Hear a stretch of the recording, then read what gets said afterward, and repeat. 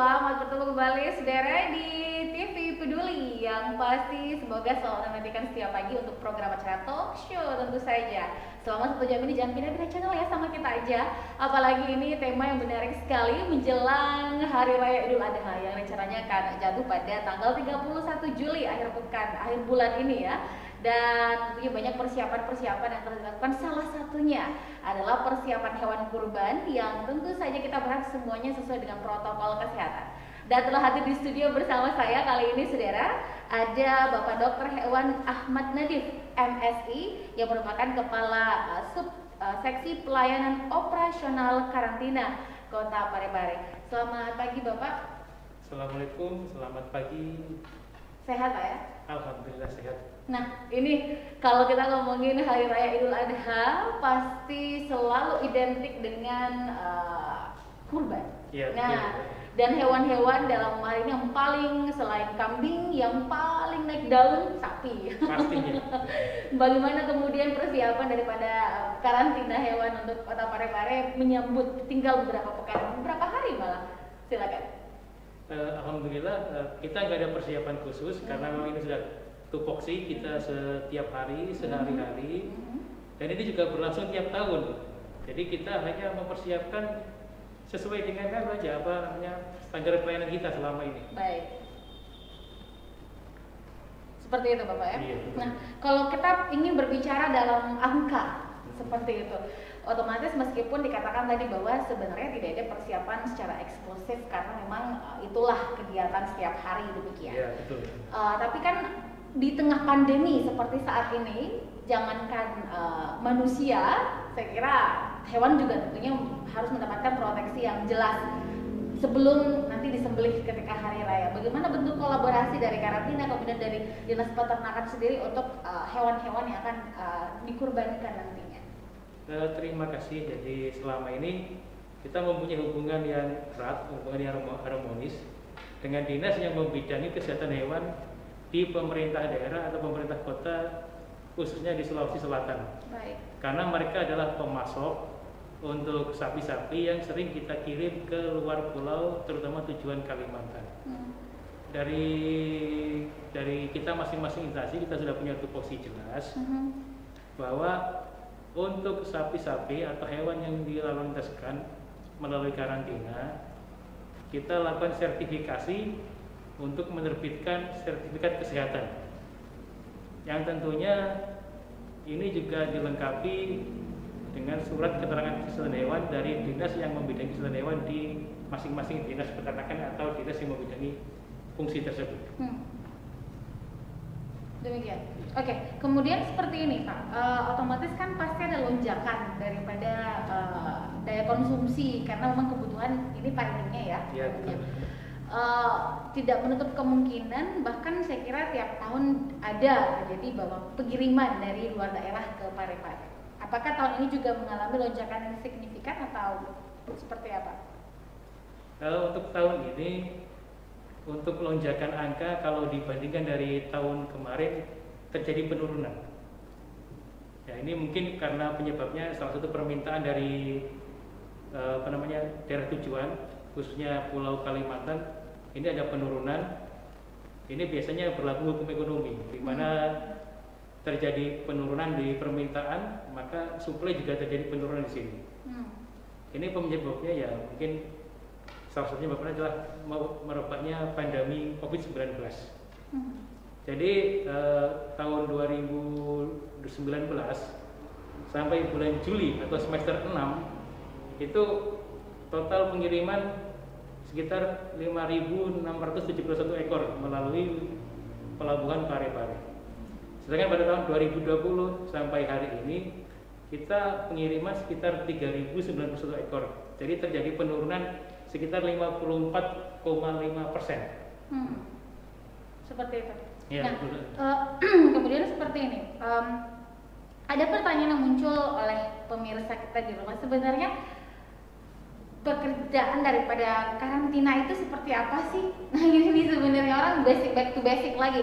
Karena kan kalau untuk kesehatan hewan kan ada dinas kesehatan dalam artian ada juga dokter-dokter hewan yang selalu memberikan pendampingan gitu ya, pemberian vaksin dan seterusnya. Bahkan sebelum disembelih itu ada survei dulu, ada visitasi dulu. Nah kalau karantina hewan sendiri ini pare-pare ini sebenarnya ngapain Pak? Ya, terima kasih, ini pertanyaan yang menarik karena ini adalah salah satu fungsi edukasi ke masyarakat bahwa kami itu karantina pertanian kita membidangi dua hal, karantina hewan sama karantina tumbuhan, di mana tempat tugas kami atau wilayah tugas kami adalah di pelabuhan sama bandara, kemudian di tempat penyeberangan, pelabuhan penyeberangan, di kantor pos, di mana itu adalah exit atau entry point pemasukan komunitas karantina. Jadi mayoritas kami ada di pelabuhan atau bandara, terutama adalah bandara atau pelabuhan yang sudah ditetapkan. Jadi seperti di wilayah Pare-Pare, kebetulan kita juga membawai wilayah pelabuhan Garompong di Kabupaten Baru, pelabuhan Awerangi di Kabupaten Baru juga, ada juga pelabuhan Siwa yang ada di Kabupaten Bajoe. Itu adalah beberapa pelabuhan pengeluaran ataupun pemasukan yang aktif di wilayah kerja kami. Oke, baik. Nah, kita jeda dulu saudara, jangan kemana-mana, selepas ini saya masih akan segera kembali tetap bersama kami.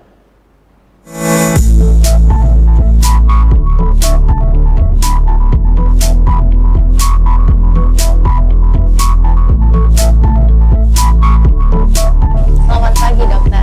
Pagi, Assalamualaikum warahmatullahi wabarakatuh. Selamat bersama saya Dokter Bentang dari SPB.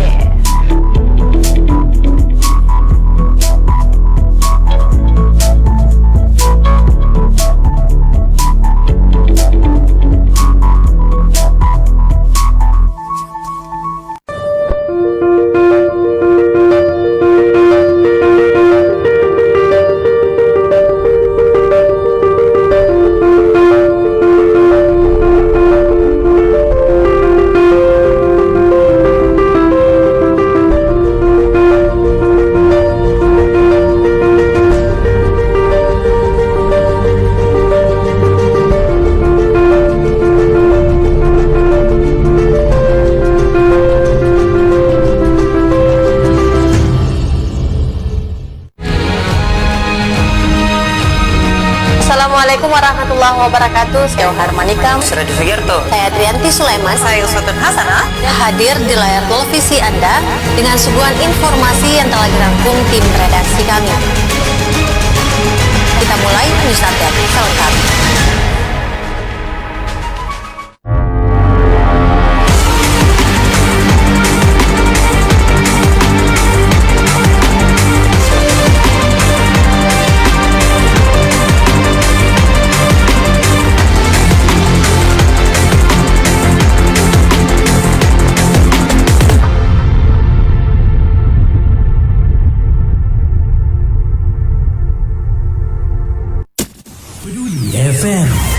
Pendengar, mari kenalan lebih dekat dengan kami. Klik tombol like di Facebook fanpage Radio Peduli 96,9 FM dan live streaming di rpp.pareparekota.go.id atau dengarkan kita juga melalui aplikasi RDio. Download aplikasinya di Play Store secara gratis. On your radio, on your mobile, and Online.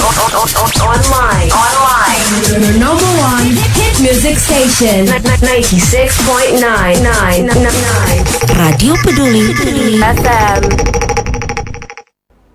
Baik, saudara, Anda masih bersama kami dan memang tadi sudah dijelaskan oleh panggilannya apa nih Pak? Nadif. Pak Nadif, iya. Ini tadi memang lebih concern di pelabuhan dan juga di airport ya, di bandara. Tapi kita kan ada pelabuhan nih yang terkorelasi dengan pelabuhan-pelabuhan lain yang pasti di sekitarnya.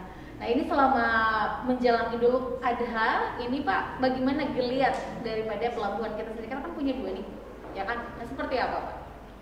Alhamdulillah untuk geliat pelabuhan ini menandakan bahwa perekonomian kita bangkit. Jadi perlu diketahui oleh masyarakat, kita tidak hanya konsentrasi di hewan, kita juga konsentrasi di tumbuhan, produk pertanian maupun turunannya. Jadi tidak hanya hewan, juga produknya seperti daging, telur, itu kita lakukan pemeriksaan, ataupun seperti sayuran, beras, buah-buahan. Oke. Di mana itu semua adalah untuk menjamin kesehatan, keamanan pangan yang dikonsumsi oleh masyarakat. Di mana perlu kita ketahui bahwa keamanan pangan ini adalah salah satu perhatian kita, termasuk juga penyakit yang bisa menular di hewan maupun di tanaman di pertanian kita.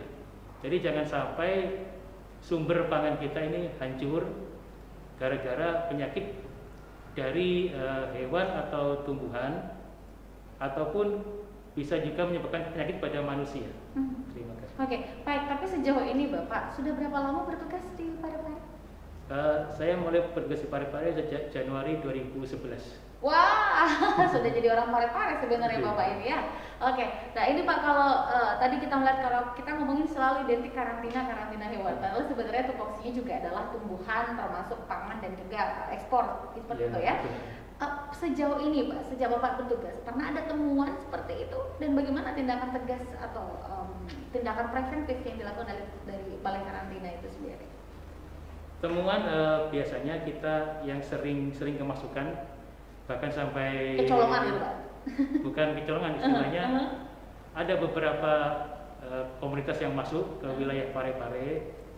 Nah, ini juga perlu diketahui kepada masyarakat, ketika melalu lintaskan atau mengirim baik hewan ataupun tumbuhan, produk pertanian, silakan laporkan ke kami. Kami tidak akan memberatkan masyarakat, di mana kami justru membantu supaya terjadi kelancaran arus barang di sini. Jadi selama ini ada stigma masyarakat itu takut kalau ke karantina. Padahal itu salah. Karena jangan sampai ketika barang bawaan ataupun komoditas yang dilalulintaskan tidak dilaporkan, kemudian terkendala di pelabuhan atau di bandara tujuan. Misal seperti contoh kemarin baru-baru terjadi bagaimana pemasukan kucing dari Pulau Kalimantan ke pelabuhan Parepare. Kucing dengan ras tertentu atau kucing? Ada ras tertentu juga, ada juga kucing yang biasa. Jadi ketika kita temukan hal itu, maka mau tidak mau ini si pembawa harus melaporkan ke kami, komunitas yang dibawanya. Nah, ketika dilaporkan ke kami ataupun tidak dilaporkan tetapi tertangkap petugas kami di mana tidak dilengkapi oleh sertifikat kesehatan dari daerah asal, maka kami lakukan penahanan. Walaupun di sini kami masih kasih waktu untuk melengkapi persyaratannya dari daerah asal. Tetapi karena yang punya sudah mengaku bahwa dia memang sengaja tidak lapor di sana juga, ya akhirnya kami lakukan salah satu tindakan kami penahanan. Akhirnya kami kembalikan, kami tolak kembali ke negara tujuan. Itu kan yang rugikan pemilik sendiri. Padahal untuk hal-hal seperti itu adalah hal yang mudah untuk melapor ke kami sebenarnya. Oke, nah ini tadi sebuah angin segar bagi pemirsa di rumah mungkin mau melakukan pengiriman seperti yang diungkapkan Pak Nadif tadi. Tapi mekanismenya seperti apa Pak? Mungkin sudah banyak yang pengen, tapi caranya gimana ya? Ribet nggak sih? Mahal nggak sih? Nah silakan Pak Nadif, silakan. Untuk mekanismenya, ini kan kita punya berbagai komoditas yang wajib lapor sama karantina. Di mana untuk perlakuan masing-masing komoditas ini berbeda, tergantung dari tingkat risiko penyebaran penyakit, baik itu hama penyakit karantina maupun organisme pengganggu tumbuhan karantina. Misal seperti contoh yang paling banyak dilalulintaskan keluar kita adalah beras. Nah, di mana beras ini adalah komoditas wajib atau yang sering kita konsumsi sehari-hari. Dan perlu diketahui kepada masyarakat, pengusaha atau siapapun, contohnya beras ini yang paling banyak ya dari pertanian, ini gratis, nol, tidak ada biaya pungutan apapun di tempat kita. Jadi cukup dilaporkan, kami sertifikasi, kami periksa, dijamin nol, tidak ada biaya apapun. Sama sekali. Sama sekali. Dengan volume seperti apa Pak? Volume 1 kilo maupun 1 kapal tetap nol. Wow.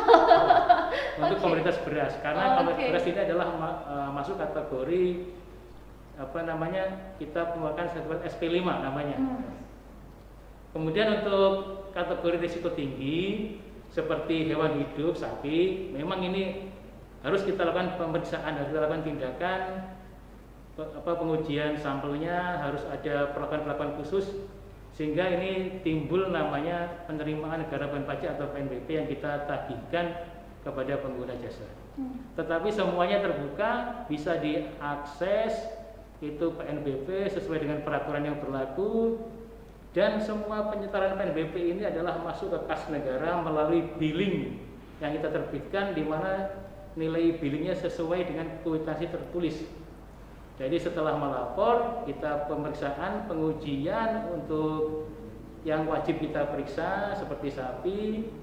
Setelah dapat sertifikat, silahkan diminta kwitansinya, diminta billingnya silahkan, dibayar sendiri silahkan, bisa melalui online, bisa setor melalui offline ke kantor pos ataupun bank-bank persepsi lainnya.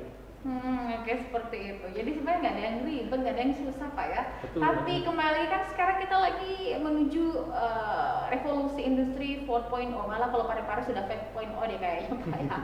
Cuma karena situasi seperti ini yang menerjang dunia, jadi mau nggak mau kita agak sedikit melambat gitu. Semuanya bisa, kan ini nggak bisa datang nih. Kan sekarang kita mengurangi physical distancing. Ya, Jadi betul. informasi yang dibutuhkan oleh pemirsa atau yang mungkin akan melakukan fasilitas yang tadi disampaikan Pak Nadif ini, ada nggak websitenya atau mungkin ada link khusus atau portal yang bisa dikunjungi, kita surfing dulu di dunia maya untuk dapat informasi lebih lanjut gitu? Bisa, kalau Bapak Ibu pasti sudah biasa kan masuk ke Google, lakukan googling, searching situ, tinggal ketik karantina pare-pare, pasti muncul di situ websitenya, ada nanti nomor teleponnya. Dan sekali lagi betul dibilang tadi bahwa kita tidak perlu melakukan tatap muka untuk mengajukan permohonan karantina. Kita sudah punya fasilitas namanya PPK online. Bahkan ini sudah dipakai oleh para pengguna jasa yang melakukan ekspor. Jadi para pengguna jasa nggak perlu datang lagi, eksportir itu datang ke kantor, mereka cukup melakukan memasukkan permohonannya, datanya lewat PPK online, kita terima, kemudian kita lakukan pemeriksaan. Setelah selesai semua terbit sertifikat, silakan jalan ekspornya. Jadi nggak ada yang susah. Oke, semuanya dipermudah sekarang Pak. Oke, kita jeda dulu Pak Nadif ya. Saudara, tetaplah bersama kami. Saya masih akan segera kembali usai jeda.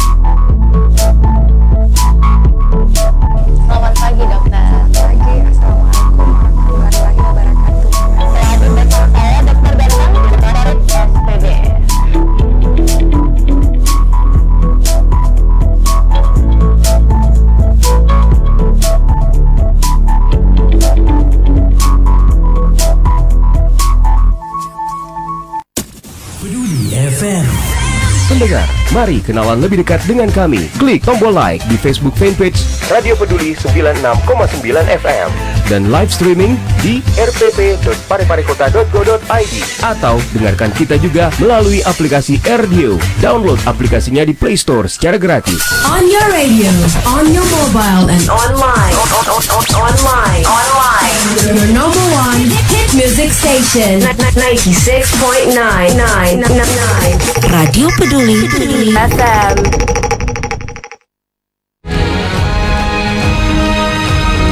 Assalamualaikum warahmatullahi wabarakatuh. Saya Harmanikam. Suradi Sugierto. Saya Trianti Sulaiman. Saya Uswatun Hasanah. Hadir di layar televisi Anda dengan suguhan informasi yang telah dirangkum tim redaksi kami. Kita mulai news update selengkapnya.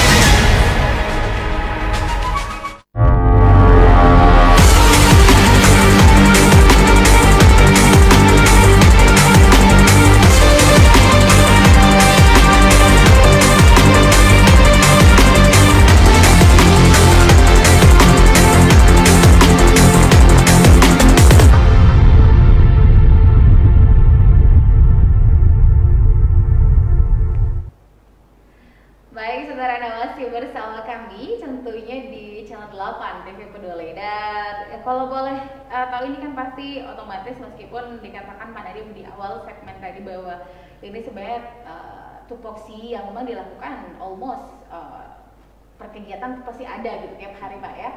Cuma mungkin di mana menyambut Hari Raya Idul Adha seperti itu, mungkin hari ini ada kegiatan apa gitu Pak? Betul, hari ini ada kegiatan kita pengiriman sapi ke Pulau Kalimantan, tepatnya di Balikpapan. Insya Allah nanti malam kita laksanakan pengiriman sapi dari Parepare. Selain itu kita juga ada pengiriman hari ini sapi dari Pelabuhan Garontong baru tujuan Kalimantan Selatan, Pelabuhan Batu Licin. Hari ini juga. Oke. Kalau untuk Parepare sendiri ke Kalimantan malam ini Pak ya? Iya, malam ini. Itu berapa jumlah yang akan dikirimkan? Tadi ya sudah masuk ke instalasi karantina hewan kami sekitar 200 ekor yang sudah siap untuk diberangkatkan, dan sekarang lagi dalam masa pemeriksaan, pengambilan sampelnya dan pengujian di laboratorium kami. Pernah tidak ada kondisi yang mana ketika Anda dilakukan pengiriman, kemudian ketika ada uji klinis laboratorium dan seterusnya, mungkin ada yang ini nggak boleh berangkat dengan catatan seperti apa? Pernah Pak? Oh, ada, pasti ada hal seperti itu. Itu juga salah satu yang kita selalu sampaikan ke masyarakat, karena ada beberapa tertentu yang dilarang untuk dilalu lintaskan. Seperti contohnya untuk sapi-sapi potong yang biasa kita kirim ke sana, baik sebelum kurban ataupun pas kurban seperti ini, di mana ada peraturan atau kebijakan pemerintah, kita dilarang untuk menyembelih sapi-sapi yang betina produktif, terutama yang produktif. Jadi yang kita lalu lintaskan sebagai sapi potong adalah sapi-sapi jantan, di mana kita juga harus melindungi populasi kita. Itu salah satunya tugas dari teman-teman ini. Kemudian ketika terjadi pemeriksaan hasilnya positif, maka ini tidak boleh kita lalu lintaskan, kita larang, di mana ini kita awasi betul, jangan sampai dibawa atau dilalu lintaskan. Sehingga kita biasanya langsung kerjasama dengan beberapa rumah potong hewan, karena ini harus dipotong khusus untuk penyakit brucellosis, sampai ini begitu kita positif harus dipotong untuk mencegah atau memutus rantai penyakitnya, rantai penularannya. Dan itu pernah dan mungkin sudah sering dilakukan? Biasa sih, itu biasa terjadi karena untuk penyakit brucellosis ini kebetulan di Sulawesi Selatan ini endemis penyakit ini. Oke. Ini bisa signifikan penyakit apa kepada pemirsa di rumah? Ini adalah penyakit yang menyebabkan keguguran pada sapi-sapi yang bunting. Biasanya ini tidak terlalu kelihatan gejala klinisnya pada sapi-sapi, jadi secara fisik, secara performan, penampilan prima, sehat, bagus, gemuk-gemuk. Tapi ketika kita uji dari sampel darahnya, biasanya menunjukkan bahwa dia terjadi atau mengidap penyakit brucellosis. Dan ini pasti terjadi kalau dia bunting, pasti keguguran. Ya, kita sedikit berkelakar ini kalau COVID-19 ada OTG orang tanpa gejala, kalau ini hewan tanpa gejala barangkali. Jadi harus melalui, kita sedikit beranekdot soal itu ya. Jadi harus melakukan uji klinis lebih lanjut untuk diketahui, karena kelihatannya sehat-sehat saja. Ya, betul. Tapi ternyata dia membawa carrier daripada penyakit tadi. Ya, betul sekali. Oke. Nah, ini mungkin terakhir Pak, karena mengingat ada juga aktivitas yang perlu dilakukan hari ini, apalagi ini proses pengiriman yang akan dilakukan nanti malam ya ke Kalimantan. Ini mungkin Bapak sendiri sebagai seorang dokter hewan seperti itu memberikan barangkali pemahaman dan juga kepada masyarakat, khususnya pemirsa kita, pemilihan hewan yang pas. Jadi agama kita mengatur demikian sebagai seorang muslim, tapi ada estetika daripada kesehatan yang juga tidak boleh kita nafikan pentingnya. Betul. Silakan. Terima kasih sebelumnya. Ini adalah pertanyaan yang tepat karena momennya itu ada. Jadi beberapa hari yang lalu kami melakukan webinar dengan beberapa teman universitas dari karantina se-Indonesia. Kemudian kita mengundang beberapa pakar termasuk dari MUI. Intinya apa? Intinya adalah kita berkorban dengan hewan yang terbaik yang terjamin kesehatannya. Makanya untuk masyarakat yang ingin berkurban, silahkan memeriksakan kesehatan hewannya ke dinas-dinas terkait yang membidangi kesehatan hewan. Dan kami juga dapat himbauan dari PBPDAI, Persatuan Dokter Hewan Indonesia, untuk membantu di lingkungan tempat tinggal kami masing-masing untuk melakukan pemeriksaan atau pengawasan. Karena jangan sampai ada kecacatan atau ada penyakit tertentu pada hewan-hewan yang kita kurbankan. Intinya marilah kita untuk berkurban dengan hewan yang terbaik, yang sehat, yang sesuai dengan syariat Islam. Dan insya Allah teman-teman juga, teman kolega saya di Dinas Peternakan, terutama di Kota Parepare, insya Allah pasti siaplah mereka untuk membantu pemeriksaan tersebut. Oke, baik, terima kasih, luar biasa. Dan tadi saya tertarik nih Pak, yang tadi memberikan pengawasan ke sekitar tempat tinggal kita sendiri. Misalnya di kawasan kompleks saya nih kan, ada berencana kita melakukan kurban dengan beberapa ekor sapi misalnya seperti itu. Sapi-sapi sebelum dikurbankan boleh dibawa ke sana dulu kan? Atau seperti apa mekanisme yang seharusnya? Ini untuk hal ini ada mekanisme tertentu karena ini sudah masuk di wilayahnya teman-teman dari dinas terkait ya. Jadi bisa dikoordinasikan dengan mereka. Cuma misalkan kalau kami diminta bantuan ya, insya Allah kami siap untuk itu. Gratis Pak? Insya Allah, karena ini juga amanat dari Persatuan Dokter Hewan Indonesia untuk membantu lingkungan sekitar. Oke, ini yang penting karena masyarakat gitu, wah ini gimana nih Pak ini. Tapi tadi dikatakan juga ada kolega yang mana saling berkolaborasi ya, Pak betul, ya. Ya. Tapi yang pasti kalau dibutuhkan bantuan, tentunya tetap menolong dan membuka pintu selebar-lebarnya gitu. Insya Allah. Baik. Terima kasih Pak Nadif dan juga Ibu tadi sudah berkenan hadir ya bersama kami ya. Saya sempat muncul nih untuk menyapa pemirsa di rumah. Selamat beraktivitas dan semoga kegiatan hari ini pengiriman sapi ke Kalimantan ya berjalan lancar dan semoga semua sapi-sapinya sehat. Yang akan terkirim dan juga sapi-sapi yang akan datang ke Parepare untuk dikurbankan juga semuanya sehat. Saya sepakat dengan statement Pak Nadif tadi seputar marilah kita berkurban dengan hewan yang paling baik. Karena tadi sudah diberikan clue-nya seperti ini dan kalau mungkin ada pertanyaan lebih lanjut silakan langsung ke kantor Pak ya. Ada Bisa, yang disampaikan? Bisa. Jadi Bapak Ibu masyarakat yang ingin mendapatkan informasi tentang perkarantinaan, silakan datang ke kantor kami, ada di Jalan Tarakan nomor 1 Cipayung Kota Parepare. Kami terbuka. Dan untuk pelayanan kami itu 24 jam kali 7 hari. Jadi pelayanan kami tidak ada liburnya, biarpun tanggal merah, hari libur. Lebaran pun masih buka. Lebaran masih ada buka. Okay. Selama kegiatan masyarakat yang melibatkan terutama di pelabuhan, di bandara, kami pasti tetap buka. Terima kasih. Luar biasa. Kita standing applause nih untuk teman-teman di karantina pertanian, Pak Nadif dan kawan-kawan. Semoga sehat terus Pak ya. Amin. Salam buat teman-teman dan selamat menyambut Hari Raya Idul Adha. Oke, baik. Sekali lagi untuk Anda saudara, marilah kita berkurban dengan hewan yang terbaik. Itu tadi keluar dari Bapak. Semoga kita semua bisa berkurban tahun ini. Dan yang pasti yang kita kurbankan juga sesuai prosedur, sehat dan sesuai dengan syariat agama. Saya pamit, assalamualaikum warahmatullahi wabarakatuh dan sampai jumpa di kesempatan berikutnya.